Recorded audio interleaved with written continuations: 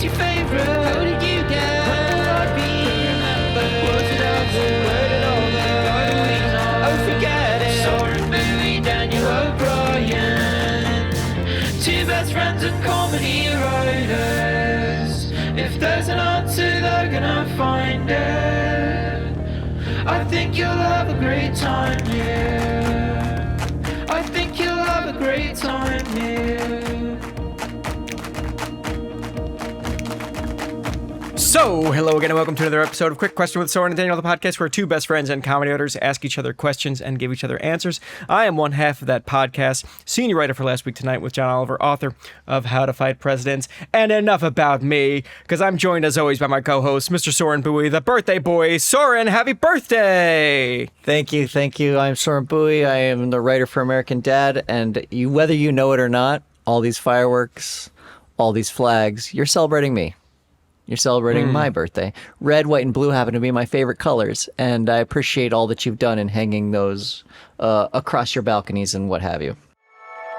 Data brokers, they're the worst. They get your data legally from public tax records, credit card companies, cable and internet providers, and they sell it to anyone who will buy. They can even sell it to scammers. They don't care. Your information is probably out there. Aura is a great way to try out a great VPN. We're thrilled to partner with Aura, the all-in-one online safety solution that helps protect your information. Aura is offering you a 14-day trial plus a check of your data to see if your personal information has been leaked online, all for free when you visit aura.com/protection. I want to get this right because your birthday is July 2nd, famously. And that is more accurate and meaningful to the signing of the Declaration of Independence than the actual 4th is. Is that correct? Do I have that right? Yeah, that's right. They signed on the 2nd. Nailed it. Yeah. Love knowing stuff. Here's another great detail about the 2nd. Exact middle day of the year. Because there's 365, you get one day that's in the middle because it's not even on both ends without a middle day. And it is the exact middle day of the year. Here's another great fact. Dave Thomas's birthday, founder of Wendy's. He and I have had a kinship since my childhood. I just knew. In the commercials, you saw it in his eyes. I was like, we are brothers. What a sweet and warm old man who I'm glad is dead because I'm certain we'd not see eye to eye on a lot of social and political issues. Yeah, you can pretty much guarantee. That's the only thing you could see in his eyes. Yeah. He probably had a lot of outdated views on the world. Yeah. And I will too someday. I like my hamburgers to be square. And also, we used to just take Native American children and give them to whites. When did we stop doing that? All right, Mr. Thomas. Go to bed now. That's plenty. That'll be enough. I think there are too many totem poles in Seattle. All right, Dave. That's a lot. I don't want to unpack that. So what did you do for your burpee? Great question. I'm celebrating it actually this weekend. I'm going to Topgolf with some friends, people you know, friends of the show, Sam Bergen, who I mentioned on the show before, and Joe Chandler, and some other people. And then last night, Colleen took me out to dinner, a really nice dinner at a Michelin star restaurant. And we talked about the bear vibes. Yeah. And we talked about stuff that wasn't children, which is not usually what happens is it's hard to get out of that mode. You go on a date and you're alone, and the first things you say are like, this is so much better. And then all you do is talk about the kids. Yeah. It's like a sitcom trope, but it's true. And this was the first time where we talked about her work. And I think now I've really got a handle on what it is she does. Oh, good. But we talked about work, and we talked about some people at her work, and we talked about the UCLA in general, because obviously pretty hot button issue that's been in the news lately. And it was really fun. It was great. And we drank, and I at some point the waiter came and was like, do you want another one of those with my drink? And rattled the cup, and I was like, you know what? What's stopping me? And I had 2 drinks. Oh boy. I know. And Happy birthday indeed. We got a dessert.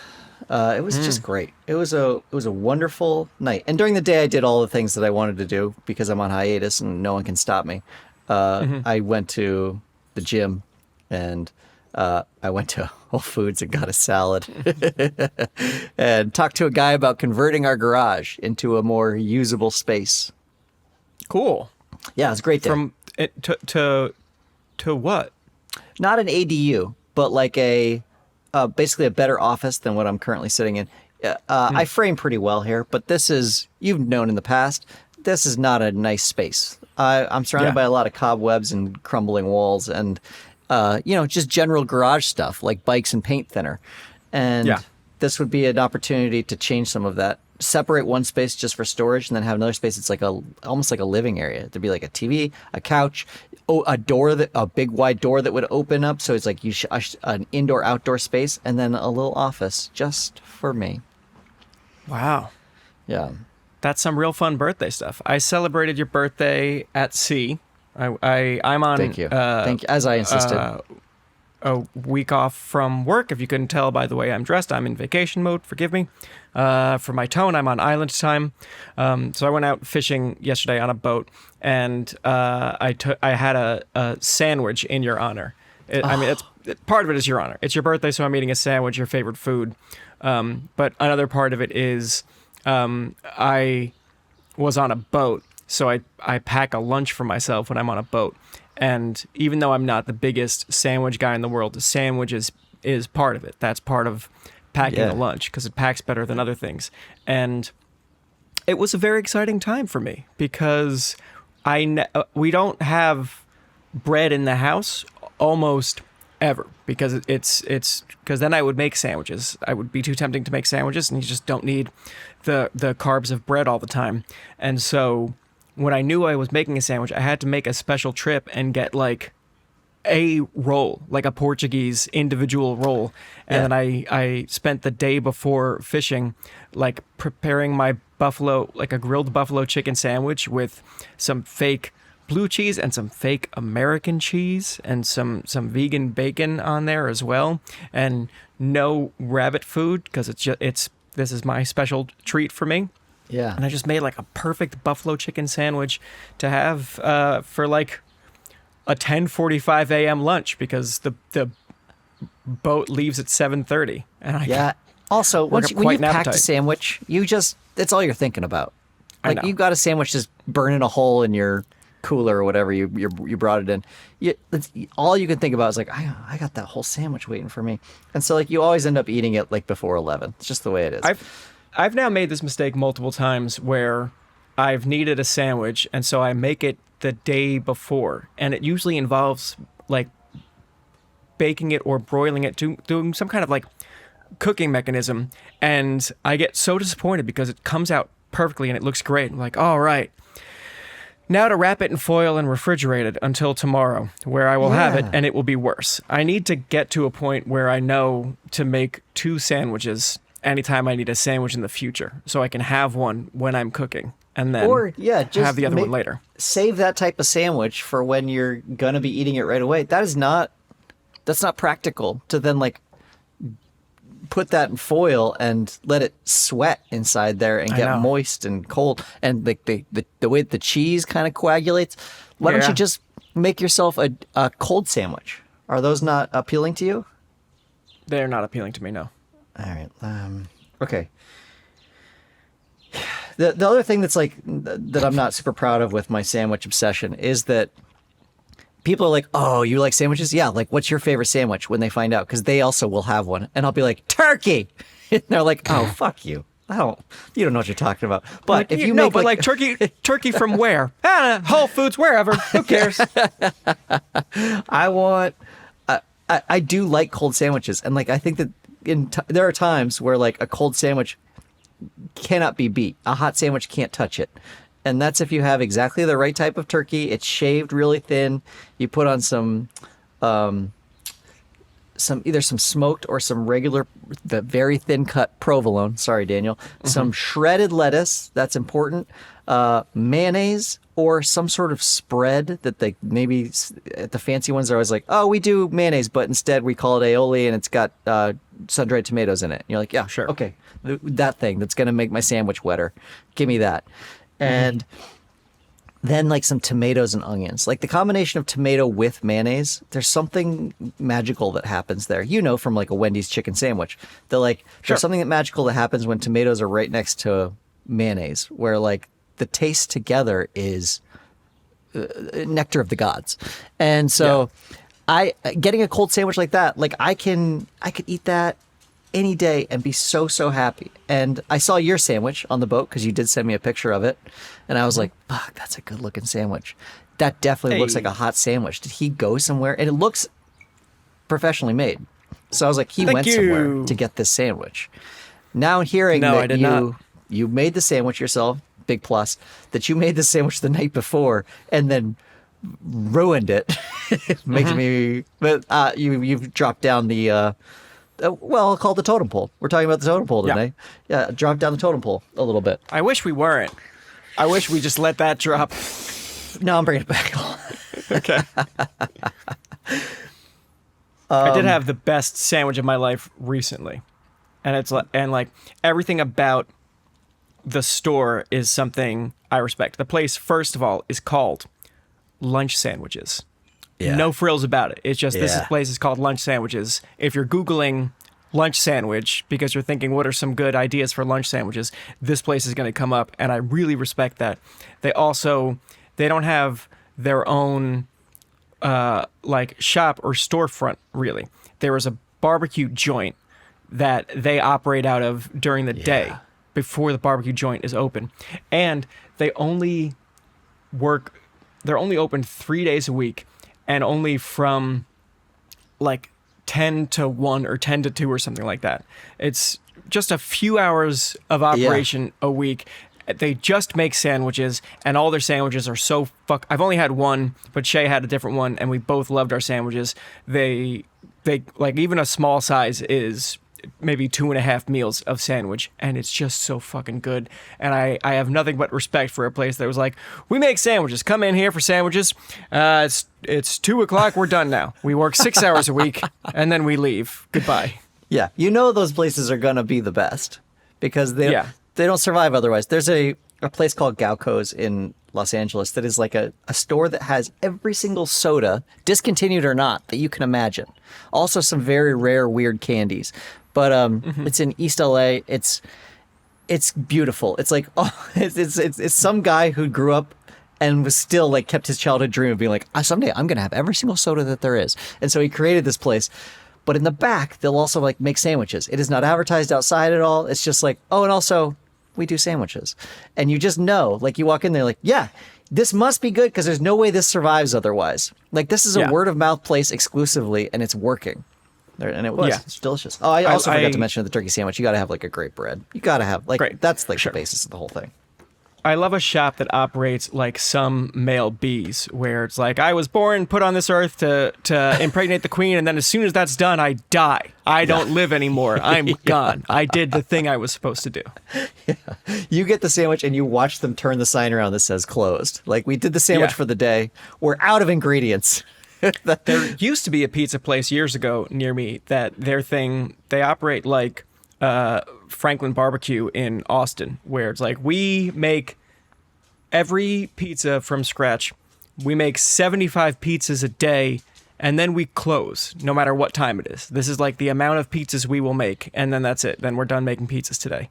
Whether that's 2:00 or 10:00, that's it. We have a finite amount of pizzas. We've determined that this is the amount that we can make while maintaining the sanctity of our ingredients and our energy that goes into making the pizzas. And when we've reached our limit, we just stop, and that's it. Anyway, that place closed for some reason. Oh no. It was replaced, if you could believe it or not, with a normal pizza place. I was going to say, I love that ethos. Like, I hate the ethos of if you're not growing, you're dying. That's what killed crack. It's like what kills a lot of things in your life. They just keep like, how high can you pile the sand before it all topples over? And there's not a lot of people out there who are just like, this is good enough. We got to where we want to be. Let's just ride this out. Like, let's stay in the black, but let's plateau. And I feel like that should be, I feel like we should all operate that way. Yeah. Good enough is great. I don't think this is an exaggeration to say I receive between 5 and 15 robocalls a week. Every single week, I'm getting these scam-likely potential scam calls to my phone, and sometimes I pick them up and I find out it's a robot trying to steal my information or sell things to me or get my money. Aura helps reduce annoying robocalls, telemarketers, and junk mail by sending takedown requests on your behalf regularly. That's great for someone like me, and that's not all. Aura also monitors identity theft, financial fraud, and other online threats before they happen. With Aura, you can rest easy knowing that someone is looking out for you. Hey, you! If you're looking for a gift for someone in your family, this will be unique and give them the protection they need online. I'm thinking about giving it to all the fathers in my life because we just passed Father's Day and I didn't get anyone anything. But now, I will give them the gift of protection and peace of mind. For limited time, Aura is offering our audience, you, a 14-day trial plus a check of your data to see if your personal information has been leaked online, all for free when you visit aura.com/protection. That's AURA.com/protection. Certain terms apply, so be sure to check the site for details. That was always not to talk too much about the old days at Cracked, but that was certainly like whenever we brought in some, like a different, like our ad sales team or like some other business person that is not our current business guy that we like, that person would come in and be like, and draw a circle on a whiteboard that was like, here is your audience right now. And then they would draw a bigger circle around the circle. Like, now how do we get these people? And I want to be like, no. I like our circle and they like everything that we do. So can't you just figure out how to monetize that? Because the circle that you drew is like 70 million people a month. So like, just you only know from drawing circles. It's really hard. All the people that fit in that circle, it was really hard to get them all. And in the beginning, we were doing it one at a time. and like an article or a video that would go up on the site, more people would interact or watch that than watch television, like watch a television show and when it airs. And so you're like, that circle that you're drawing, I don't feel like the first circle you drew was fair. That was a little tiny circle you drew. And I think that circle should be bigger. You can expand this circle though if you do like March Madness style brackets that focus on like expanding your brand into sports coverage. And we're like, but none of us want to do that. And I don't think our like your graph, which again, like really nice circles, I don't think like the design of your visual representation of marketing, I don't think it includes what happens when the inner circle shrinks because we've pissed off everyone in that circle. You assume that the circle only gets bigger and that the prime circle in the center, you don't think that'll ever go away. Right. Because now they're trapped. Your graph about that. They're trapped by all the new people coming in. They can't get back out the door, so you just keep them. And it was not even like an issue of like, hey, why can't you monetize this? It was monetizing great. That small circle, like it was doing great. And then they're like, yeah, but you got to be making more. Like for who? Everything's fine. We're doing fine. We all have apartments. We're fine. We're living like right. Marketing people come in like Justin Timberlake in Social Network. You know, $1 million is cool. You know what's cool is $1 billion.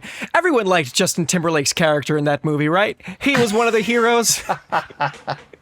We all thought he was cool, and Facebook only got better as it got bigger. That was the takeaway from the Social Network, right? That's what it was. What a good product, and continues to be. So not to harp too much on Cracked, but that was a huge bummer that it was like the goal was always like whatever we came in with, even when we would like beat our numbers for a month or a quarter, like we get a little a meeting where they would show us on the board, like, hey, you guys did it. Like, these were the articles that were like the top performers. These really went viral. These videos, these after hours, they keep killing it. So these are our new metrics. Like, this is your new benchmark. And you're like, what? No, we worked really hard to exceed that. Yeah. And now, like, that's the expectation. That's not fair. Every single muckety muck who came in to Crack's various parent companies at different times, they all had the same. I assume it's the only thing they teach in business school. The same strategy was like, what you're doing is great. Can you do more of it and cheaper? Hey, I went to business school, so like, and I'm your boss now. So make more and cheaper. After hours is like your successful show. What about doing it every day forever? Let's see. That's how an far interesting we can strategy. We thought about stretch that. We can't. Yeah. We would also we worked for a parent company at the time that had like a real specific strategy, which was they were going to scrape searches to find out what people were searching for the most. And then they could basically had an algorithm that could put a price on an article title. So like how to boil an egg or something like that. They knew how many people were searching for it and how many people would click on that through SEO. And then they could identify how much they thought like they would make, like return on investment they would get from that article. And it was pretty accurate, they thought. And so they were like, we're doing this for every site. Every one of our sites, we are going to apply this algorithm to it. We're going to find out how many articles we can write on this particular subject in its variations, because no one's searching the exact same way. How to boil an egg, how to boil eggs, how to like, what do I do to boil an egg? And so like you've got all these titles that are very, very similar and they all have like a similar price on them. And then you're sending them off to people for people to write. And they're going to be, I'd say, a D+ article. Like it's never a great article, but right, because the way the business operated was that you would sort of like the company would not for Crack but for their other properties, they would generate this list of titles like how to boil an egg, how to change tire, how to make Brussels sprouts, and writers could claim those titles and generate an article that satisfies the prompt in the title, and they would get paid between $6 and $15, just nothing. Yeah. So it behooved writers to, like, if you wanted to make any kind of real money, pick as many of these titles as you could and write as many of these very short articles as you could that satisfy the requirements, so you can, spend a few hours writing 300 articles for $6 each and then make a little bit of money doing that. I think anyone listening to this or watching this show who has a functioning brain knows those articles probably aren't very good. Many of them probably not even like delivering on the simple premise of how to boil an egg or change a tire or cook Brussels sprouts or whatever the case may be. Yes. And the expectation was that will become apparent to us because people will complain about those articles. That was the expectation, was that it would be beta tested by the audience once it's live. And so they did this across lots of properties, a golf property, a travel one. So like there's like travel related content that's doing the exact same stuff. And then there were a few of us who were very young and didn't totally understand. And we were like seeing what was happening. And we were seeing, oh, this isn't good for the internet. Like, this isn't good for the brands, these brands that have been created, and this isn't good for the internet as a whole. And so we'd write these, we were so dumb and young, but like we'd write these letters to like the higher ups or emails to these higher ups to be like, hey, I think what we're doing is probably wrong. Like, I think that if we want to maintain like some integrity, we should be doing this differently. And we'd get these like one-line responses from them. They're like, okay, good thoughts. Yeah. And like that was always the plan, was to break the internet, like, or to like destroy ride this until it broke. And their plan was to like get as many articles out there as you could, get rich, and then let it all fall down. Like get rich and get out. I think the thing about us that was the most naive was that the CEOs that we were writing letters to, we thought we were telling them something they didn't know. We thought we were ahead of the curve when we were saying like, hey, you're going to publish a whole lot of like poorly written articles under the eHow banner. And if you you do enough of them, like for a while, you're going to make money on them because people are looking for how to boil an egg. They're going to click on that link and they're going to go to the site, and you are going to get the ad revenue for that. And so for a while, you're going to make a bunch of money from search engine optimization based articles. But over time, the eHow brand will be tarnished because people, if you see enough bad eHow articles, then the next time you search how to cook Brussels sprouts, if you see an eHow as a top result, you're going to say, no, I remember eHow, they're bad, let me find something else. And then you're going to get diminishing returns for your business, and you're going to lose credibility, you're going to lose trust in the audience. And that is like my official report to you, CEO, as a concerned employee here. I don't think you realize this. And it had never occurred to any of us that they were like, yeah. We know. But by the time the audience is pissed, the company will have gone public and I will have made my money, and now I can go somewhere else. I stopped listening to you after the part where you said you're going to make a lot of money in the beginning. I tuned out because that's my whole goal, is to make that money. And it was, and it was so interesting to watch them circle around Cracked like sharks, like, because Cracked was clearly a different editorial model where, like, we worked really hard to make sure the articles were good at every turn. Like, it requires so many hours from editors to make sure the articles are interesting and good. And, like, you could just watch them on the periphery, just like circling that site and getting angrier and angrier that, like, they weren't using the model. They're like, because they're constantly trying to, like, throw that same algorithm into Cracked and be like, just run it on your system. Like, let's get all the sites doing it at once. You're working against the general story of this company. And so it was just Jack and Jason, like, and you, holding back this storm.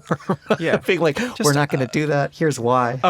A revolving door of CEOs that were like, we love what you're doing, but how do you do it at scale? Like, why don't you walk me through the process of how an article gets made? Because they're always searching for how they can automate something or make it go faster. And then you're like, well, I'm really happy to talk about the process. We've got a writer who will pitch an article, and the pitch looks like this, and it has this many examples. Then we will take it to an editorial meeting where a team of people who are paid salaries go through every single pitch, and we evaluate them, and we write feedback, and we kick it back to the writer who pitched it, and they work on it for time.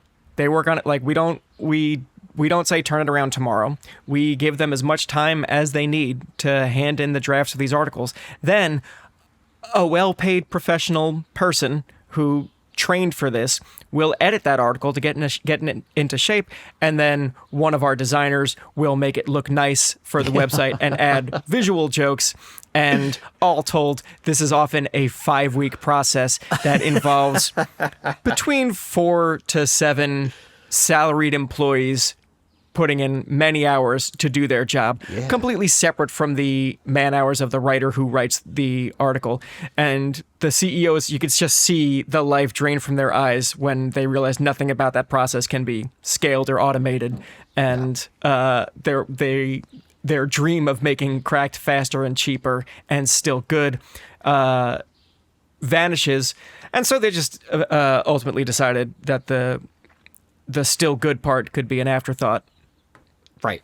And so then they continue to do that with Cracked. They were like, they'd poke at it. Yeah. They'd just be like, well, let's do like short stuff. You guys are doing like these 2,000-word essays. Like, what is that all about? We're like, yeah, that's what our fucking audience comes for. Like, every morning they go to this site, the front page of this site, to like check on like what's interesting. If you go to Reddit, anytime you go to the Today I Learned section, that's from an article that day on Cracked. Like, that's all that it is. Like, everybody's learning and getting valuable information and laughing throughout the site. And that was like, they were so mad that we had to cater, that we would have the audacity to cater to our audience. Yeah. It's been fascinating and depressing. I mean, you and I and any of the other people who worked at Cracked, specifically under our former parent company, Demand Media, that was big on the algorithm search engine optimization generated titles. We have sort of a front row seat for the preview of where things have gone now with AI, and it's all these companies who are jumping on AI, and 100%. Like Google has, I don't know if it's just on beta testing or if it's everywhere still, but now if you search things in Google, instead of getting links relevant to your query, even if those links were like the shitty eHow article written for $6 by a 19-year-old, even that is gone now, and Google just sort of like generates this AI response based on the algorithm learning that Google has been quietly developing for God knows how long, as the algorithm has just sort of scanned every article that's ever been written on the internet and used its fancy algorithm stuff to comb those answers and give the answers to the audience so they don't have to go to another website. Google's pitch at this point, essentially, no one likes using the internet, so instead of using the internet, just ask Google your questions and Google will answer it for you. And like, this ignores the ethics of the fact that like the only reason Google has those answers in the first place is because at some point a human being wrote them and was maybe paid to write them using their expertise. But like, we had this front row seat for writing that's been on the wall for so long, which is that people at the top, the CEOs and CFOs and business folks, they have, since time out of mind, have been trying to generate information without paying a single person. They don't want any humans to write or create content because they don't want to pay anyone to do anything. It's this current AI craze that hurts writers everywhere. It's just the latest evolution of the Cassandra algorithm that dominated demand, which was at the time, they're paying $6 for a 500-word article because they can't have a robot do it for free. They absolutely would if they could have. And now they can, and so not them, but others are doing it. That's like a depressing rant, but it's just like a thing that I think about. There's such a clear straight line to trace from what our CEOs were doing 100 years ago to what Google is doing now in this grand, insane pursuit to never pay anyone to make anything ever again. Yeah, it's short-sighted in the same way, and I think that they're aware. Like we go on, we see this happening on the internet, and your first instinct is like, oh, they don't know what they're doing. What's going to happen is that eventually new information will come about in the world because the world continues to move, and no one's going to be there to write that stuff down for the algorithm, for this AI to take it from. So the AI is not going to have that information. They're going to have only misinformation about it, and everyone who's creating this content is like, yeah, dude, we fucking know.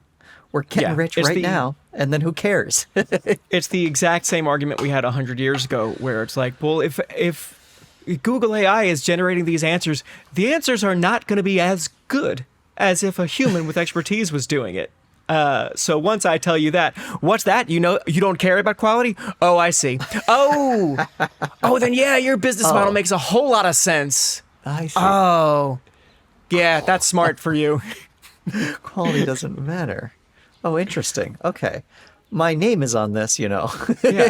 I have this thing in me that I can't stand to do my very best on things when my name is on it. And so, but don't you also understand that if you have movie scripts generated by AI, they won't be as good as if oh, you understand that too? Oh, yeah. You're cool with making shitty movies without having to pay someone? Oh, I understand. Does anyone with money care about quality anymore? No. Okay. Oh, rats. Rats for the future. Yeah, biscuits. Yeah. Damn. Yeah, so that's the boat we're in. I mean, there were a lot of other things that led to the fall of all these websites that people knew and loved. Some of it was user habit as well. Like, there was a lot of things that led to the fall of these, but this was like a big one. This was a pretty big one. And we were on the inside. We got to see a lot of it. And we, at the time, thought that we were... I mean, like, I moved away from another website that I cared about, and I thought I was like another one of my passions that I liked a lot, and I was really trying to save it. And it became so clear that, like, no one wanted it saved. No one wanted it saved. And so I was like, okay, Cracked is doing it right. I would love to work at Cracked. And so you were very instrumental in helping me get over there. I moved to Cracked, and then they were still circling Cracked. But fortunately, like, we had a great editor-in-chief who was like, we're not gonna compromise quality Yeah. while we were there. And that was great. Yeah. Anytime that our parent company would put posters all over the building that was like, here's how many units of content we made this not even month. that. By this time next year, we will be making 1 million units of content. And then we would all simultaneously turn and look at our boss, Jack, our editor-in-chief, and he would be like, not us, don't worry. No. I'm like, okay, phew. All of these company-wide mandates that just didn't apply to us because we briefly had this beautiful immunity. I can remember being in an all-hands meeting. That means everybody, all the different departments and all the different websites together. Our CEO sitting at a table with his feet up on the table and his board shorts on because he's going swimming later, and being like, guys, it's a big deal. We just wrote as many words as there are in War and Peace. And I was like, what is that measurement? What on earth does that mean? Like in a day, I think we wrote as many words as there were in War and Peace. And that means like across all of these different articles written by housewives in the Midwest who are writing for $10 an article, they wrote, there are the same number of words as there are in War and Peace. And it was like, oh, your metric's different than mine.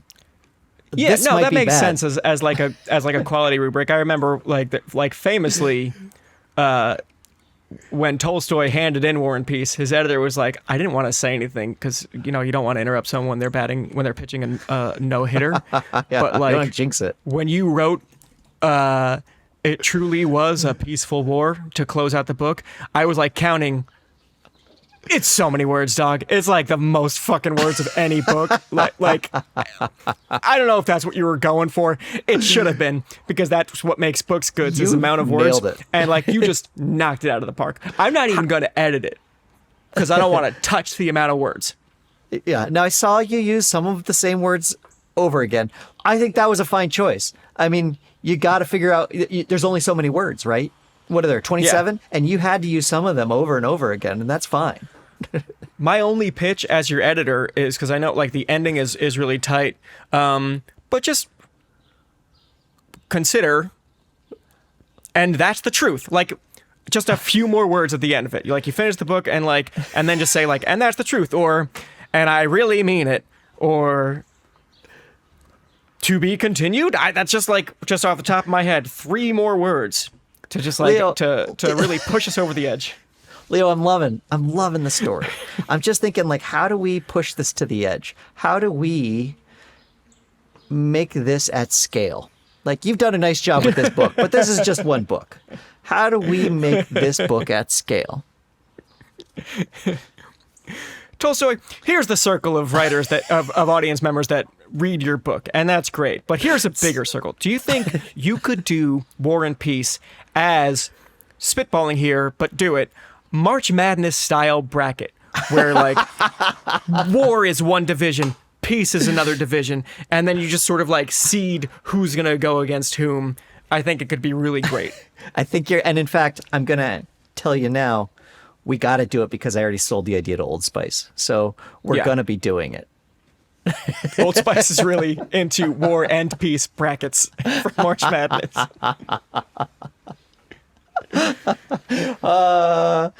Yeah, man. So the internet's It's dead. It's crazy to sometimes think that you and I and others are still having the same conversation and fighting the same fight that we thought we escaped from the internet when it was like the pre-version of algorithms that were trying to destroy content. And then we've moved to TV. And as everyone, one of the reasons that we were on strike last year for 148 days was because studios see the potential in AI to replace writers with shittier but much, much cheaper content that they could just like generate with machines. It's crazy to have these same conversations. Not that I'm in the room with CEOs now or anything like that, but to be aware that these conversations are still happening and at a larger scale and in a medium that seemed more sacred than the internet was when we were making stuff on the internet. It seemed like TV was untouchable, and it's just not. And we're just having this debate again. And I I think we'll just have it forever Well, it's a matter until of like, people stop liking money. Yeah, I think that's the issue. I mean, and I like money. There's like nothing wrong with money. I get why people enjoy it. I also Totally. think that I can enjoy that. Yeah. But like it's like this question of monetizing art or not. A lot of this is not art. I mean, a lot of it's just like monetizing information or monetizing something, entertainment. That's it. Monetizing entertainment. Yeah. And like, how do you go about doing that? Because the people who are making the entertainment have to get paid. And so you're like, okay, I figured out a system. Like the idea of commercials during a free show, a free broadcast of a show. You're like, oh, we solved it. But there's always going to be people who are like, yes, but more. Like, how do we get more? How do we keep going more? And so like they're going to, and the obviously like the foregone conclusion of that is, how do we get more until we break this, until the system can't hold anymore? And then what do we do? We'll do something else. And so like no one's ever beholden to the type of content you're creating who is trying to make that money. They're just like, do it more, do it more, do it more. And then like at a certain point, this thing will break. That was the end. That's as far as we could go. Let's try that on another system. Let's go try that on paintings or whatever. I have no more to say on this Good subject. show. I think I think people are very curious to hear about like the downfall, not necessarily like what happened with content farms, like exactly what was going on. And we were there, we saw a lot of it. And then also kind of like what happened with Cracked. We didn't really get into like the real downfall of Cracked here, but like some of it, you could see like the writing on the wall a little bit of what happened then with Cracked too. And how the expectations began to outweigh any sort of loyalty to employees who were making good content because the expectations were just money. And so they were like, well, then you guys are dispensable. Yep. Well, do you have can any, I tell you a any... quick story? Yeah, please. Okay, great. And then we really got to start the show. Oh, let me see if I could work this story into the framework of our actual show. Daniel, have you ever found a pile of drugs in the street and called the police? No, that does seem like something I would do if I found drugs in the street, though. But I did not. The closest thing to illegal material, when I was much younger, we would go we lived near a forest, a really small, like, wooded area. The audience knows what forest means, Daniel. We went to a series of trees and ground. We went there and we were just, like, explore and climb trees and find caves and stuff. And an experience that is common to a lot of people around my age is we came across pornography. Because I thought this was just like our unique experience. I got older and it turns out like woods porn is a very familiar touchstone to people of a certain age. Just like a box full of pornography, and like our younger listeners don't know what I could be talking about. Pornography used to be magazines. It used to be like magazines. Let's see, websites used to be magazines. Magazines used to be pornography, and you would put it in a box in the woods because I guess you were ashamed to be seen with pornography. You couldn't keep it in the woods. And we came across like the evidence of like a very sad person that breaks my heart, because it was like specifically a pit of gay pornography that someone had tried to make a fire with, and including there was like a nearby hairspray can to like really make the fire. So this is either like a hateful person who gathered up gay pornography and decided to burn it as a sign of hate, or what we suspected, someone who is scratching their secret desire, a closeted gay individual who is as a result of being in New Jersey in the 90s did not feel particularly welcome and Struck with was self-loathing trying to and took it out to burn it. yeah, was trying to like tamp down this aspect of his personality in like a very tragic way. Just like if I burn all of this, then I'm never going to be tempted again, and I can live a quiet life that doesn't bother anyone. That is the narrative that we created. Anyway, I'm 12 years old, and there's like a pile of charred gay pornography and a can of hairspray, and even at that age, we were like, we shouldn't tell the cops about this. We shouldn't even tell our parents about this. We should just like leave this here because, I don't know, maybe the person who wants it will come back and will be relieved that it's not all burned up. I thought you were going to say you called the cops on gay porn, and I was like, Daniel. No. We had, because at this point we had seen more pornography in the woods, so we come across a bunch of magazines and we're like, oh boy, I know what this is. And then you look through and you're like, oh, there's not much in here for me, I don't think. But good for them. I would still, I mean, even at that age, I would have been like, this is naked people. Like, this is stuff I'm not allowed to see, and now I get to see it. So I'm going to dig in. Like, we're going to see what we've got here. Okay. A lot of stuff I don't care for, but it's certainly interesting. Is that what it's supposed to look like? Oh, no.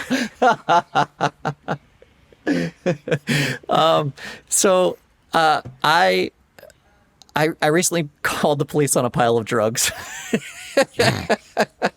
I was walking to the store at night. I frequently do this. My children will go to bed, and then afterwards, that's when I will do my grocery shopping. It's a thing that I picked up during the pandemic because I didn't want to be around people. And I also knew when they would be replenishing the stores. And that was around the time when everything was completely depleted, too. So I knew when like new toilet paper was coming, what day, and I would be there that night as it was getting in. So... Sheesh. This is just a habit that I've maintained for no reason other than habit. And so I go at night, I was going to the store and walking there, and I see, I've told you before, that connoisseurs will know that my wife Colleen will pick up trash when she walks anywhere. And so I occasionally do this too, because I love her and not the world. But I saw this bag of garbage, like right up next to the curb, on not a very busy street, and it was like huge bag. And I was like, fucking somebody just sat here, I'm sure of it, in their car, ate their food or whatever, just dropped it out of their car and left. So I'm getting very angry as I'm walking up to it. And as soon as I get there, standing up next to the bag is this beautiful ornate glass bong. And I was like, whoa, that's not fast food.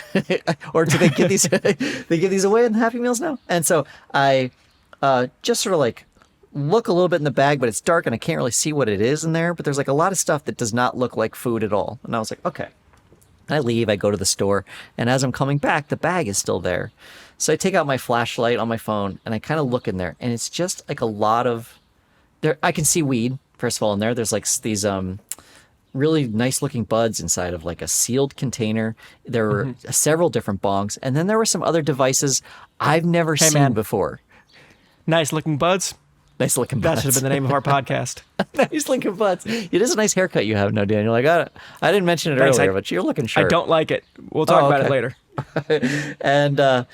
And so there is some other stuff, and I can't tell what all of it is. There's also like some big containers, and I don't mean like what you would just keep a little bit of weed inside of, like big long ones that are opaque, so I can't see inside of them. And I'm like, I don't think I should be digging in this.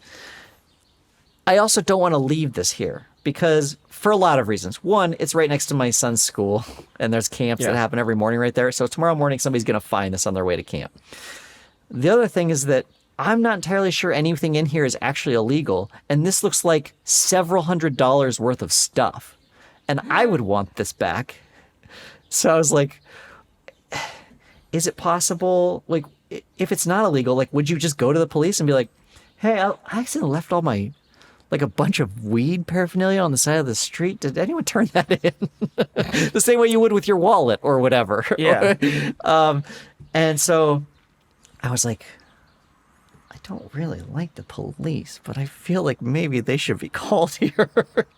I don't want to be the one holding this bag. I don't want to be responsible for it. And that's the only person I can call that I know will just take it. And so I called the police on a bag of drugs. Legal drugs, I think. And they came pretty quickly. These two guys showed up in an unmarked police car. They pull up, they get out, they're like, give us your ID. I was like, I've seen this video so many times on YouTube where I can say, why? And then they will say, because we need it. And I will say, no, you don't. Am I being detained? Like all that shit. But I was like, I don't want to do all this. And so I just gave it to them. They write down my information and they're like, so you were just walking, you found this? And I was like, yeah. And this guy looks at me and he goes, okay. Like maybe he doesn't believe me. Like maybe there's more to this story. What were you doing out? I was grocery shopping. It's 10:45 at night. Yeah, this is when they bring the toilet paper back. All right, come down to the station, you fucking freak. I don't think these drugs have anything to do with you, but I don't know, man. But we have to get you off the streets. You're no more important than these drugs because you're a freak. And so they write down my information and they're like, okay, thank you. And then they turn to each other and they're like, should we dig into this? I thought that was such funny phrasing. But they're like, should we dig into this? And as I'm leaving, I'm like, oh, I should get these cops' names, like just in case. It's like I get their names and go on my way and go home. And as I'm lying in bed that night, I'm just thinking like, what would have been a better choice? Like than having the police come and collect that? Because the only thing I can imagine that will actually make its way back to its owner is if this stuff, what all looked pretty brand new, had been stolen. Mm-hmm. Somebody panicked or whatever, like kept it out of their car while they were parked and then drove away and like accidentally left it there. And that now whatever the store is said, hey, this stuff was missing, this stuff was stolen, and it gets returned to them. That is the only circumstance in which that makes it back to who it belongs to. I wonder what would have happened if before the cops left, you were like, now is this the same as like finding an envelope full of cash? If no one claims this in 90 days, is it mine? Or like, what do you guys do with it? I definitely, when they showed up, I was like telling them, it looks like about $400 worth of stuff in there. If it was mine, I'd want it back. Both flashlights on me. And I was like, no, come on. This isn't like saying bomb in an airport, right? Where like I get in trouble for nothing. Yeah. I'm not in trouble for knowing how much things cost, right? And so I didn't know what, I mean, the other option was I could have just left it there and somebody who would like really want something like that would have like it's like winning the lottery for them. Yeah. They could have suddenly this great new adventure, or it would be a child that finds it tomorrow morning and would be like, cool. Certainly. I think getting it off the street is definitely the right move. It's a shame that there's not like this invention is impossible. A non-partisan, non-federal, non-cop lost and found for like just some kind of community-run resource that you're not allowed to snitch on or narc on, and the cops aren't allowed to prosecute anything. Just our own little hamster dam where someone can go to like a bulletin board and be like, missed connections. I saw a coyote, got scared, and I dropped $600 worth of drugs on the street. And I really wanted those drugs because they make me feel like God.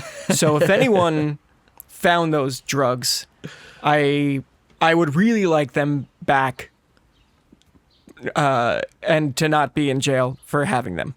I mean, obviously we haven't thought this through all the way, but some sort of like narcotic co-op, I think, is a really great idea. Where it's like a revolving door of moderators, like you just do it when you can, and occasionally these things show up, and occasionally no one takes them home, and that's like why you do it in the first place. Like you're like, oh, not all this stuff ever gets picked up, and then it gets just disseminated among the co-op itself, and.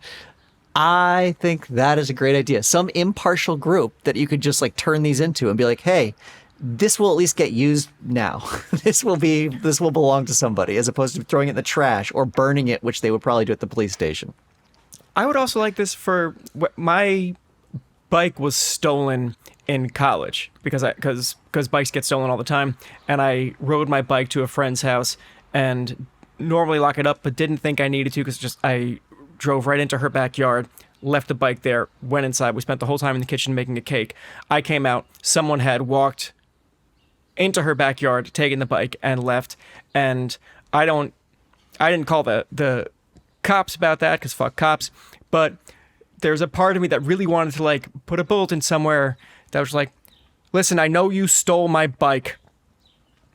I attached a lock to the bike, but it's not locked up to anything, but there is still a lock on it. You probably don't want that because you can't cut through it.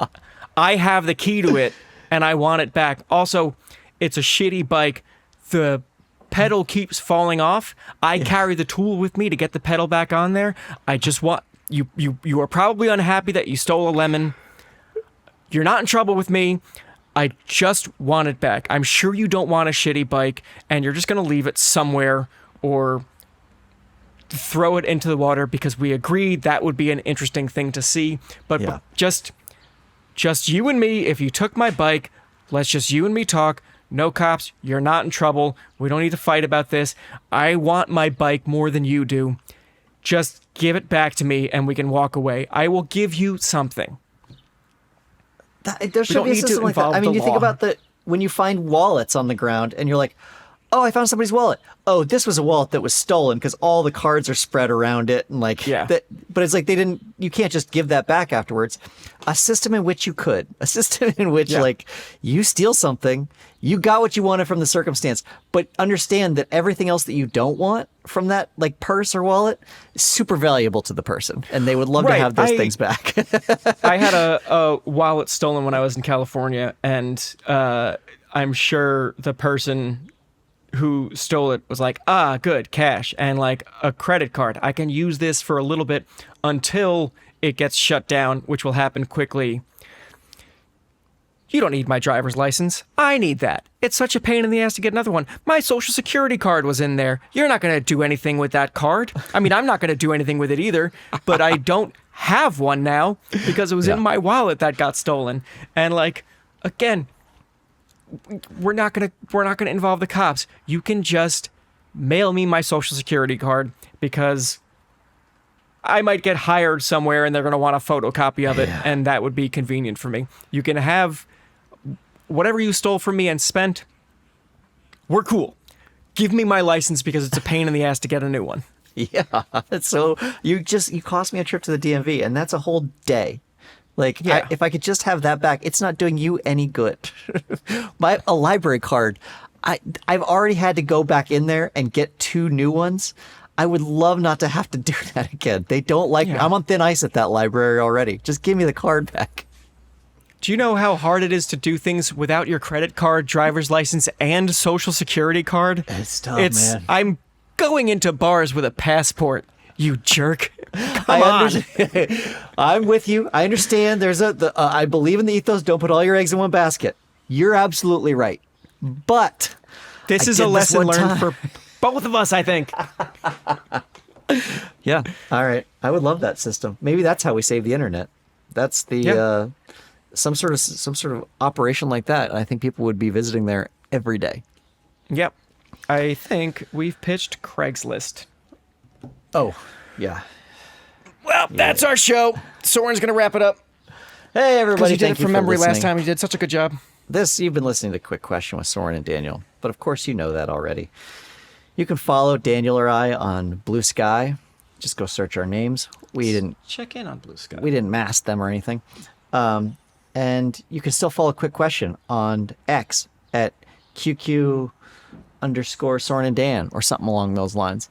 You can also follow us on Instagram. We could watch this podcast or many of our other ones on YouTube. You can see Daniel and I in the flesh. Does that have to mean live? I think you could just see our flesh. You can see our flesh on a screen. And you can do that on YouTube if you go to youtube.com/QQpodcast, I bet. And if you've enjoyed listening to our theme song, that's by Me Rex. And you can find their music at merex.bandcamp.com, or you can go find their music anywhere you stream your music from. We are engineered and basically powered entirely by Gabe Harder. Gabe Harder is someone you will never find. He is a mystery. Oh, he's also half responsible for the theme song to our bonus content. If you want to join our Patreon, you can give us money and you get a new theme song that's partially written by the Lunch Money Criminals and partially written by Gabe Harder. And then we also do bonus content there. It's videos that you can watch, and it's Daniel and I asking questions from you, the listeners. And I believe that that's everything. Yeah. I've got a quick question for you, alright? I wanna hear your thoughts, I wanna know what's on your mind. I've got a quick question for you, alright? The answer's not important, I'm just glad that we could talk tonight. So what's your favourite? How did you get? When will I be remembered? Was it ever? Where did all the weeks on? Oh, forget it. Soren, Bowie, Daniel O'Brien. Two best friends and comedy writers. If there's an answer, they're gonna find it. I think you'll have a great time here.